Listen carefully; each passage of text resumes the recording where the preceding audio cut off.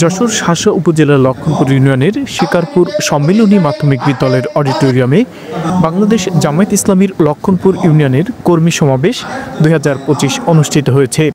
অনুষ্ঠানে প্রধান অতিথি হিসাবে উপস্থিত ছিলেন জামায়াতে ইসলামীর যশোর জেলা সেক্রেটারি মাওলানা রেজাউল করিম, শাসা উপজেলার সেক্রেটারি মোহাম্মদ জাহাঙ্গীর আলম, উপজেলা যুব বিভাগের সভাপতি মোহাম্মদ আবুল কালাম আজাদ, লক্ষণপুর ইউনিয়নের সভাপতি মাওলানা আবুল হাসান সহ থানা এবং ইউনিয়নের বিভিন্ন স্তরের নেতৃবৃন্দ।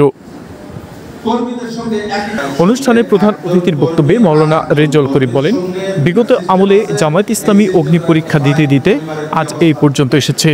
জামায়াত ইসলামীকে ফু দিয়ে নিঃশেষ করে দেয়া যাবে, এই অবস্থানে বাংলাদেশের জামায়াত ইসলামী এখন নেই।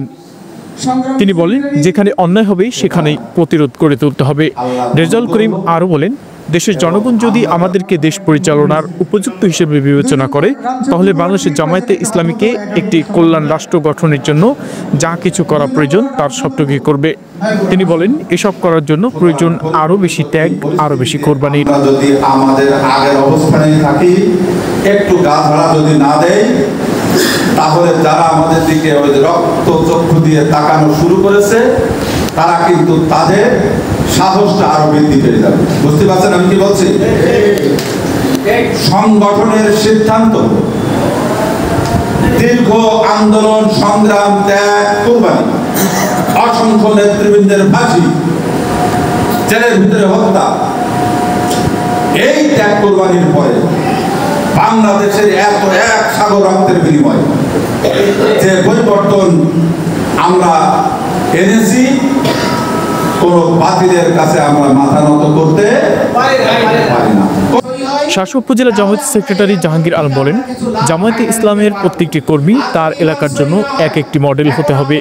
আদর্শ এবং নৈতিকতার সমন্বয়ে যেন সকল মানুষের হৃদয় জয় করা যায়, এমন আপসী নেতৃত্ব এবং চরিত্রের অধিকারী হতে হবে। তাহলেই সম্ভব হবে সুন্দর এবং সুশৃঙ্খল একটি রাষ্ট্র গঠন করা। কোরআনের জ্ঞান থাকবে না, হাদিসের জ্ঞান থাকবে না, আপনি ইসলামী আন্দোলনে প্রিয় ভাই বেশি দিন টিকতে পারবেন না। এই কারণেই ইসলামের যথার্থ জ্ঞান আমাদের ভিতরে থাকতে হবে। শাসা উপজেলা যুব বিভাগের সভাপতি আবুল কালাম আজাদ বলেন, বাংলাদেশের জামায়াত ইসলামী পানিতে ভেসে আসা কোনো রাজনৈতিক সংগঠন নয়। আমরা কারো রক্তচক্ষুকে পরোয়া করি না। তিনি বলেন, জামায়াতের কর্মীকে আগে মার খাওয়া শিখতে হবে এবং পরে মার দেওয়া শিখতে হবে। জামায়াত ইসলামী এমন কর্মী গঠন করতে চায় যার মাধ্যমে সমাজের মানুষের দোরগোড়ায় সকল ধরনের সুযোগ সুবিধা পৌঁছে দেওয়া যায়।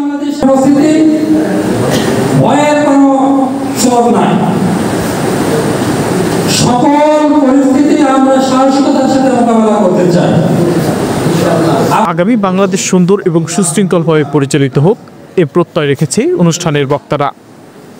ইসমাইল হোসেন, নিউজ শাসা।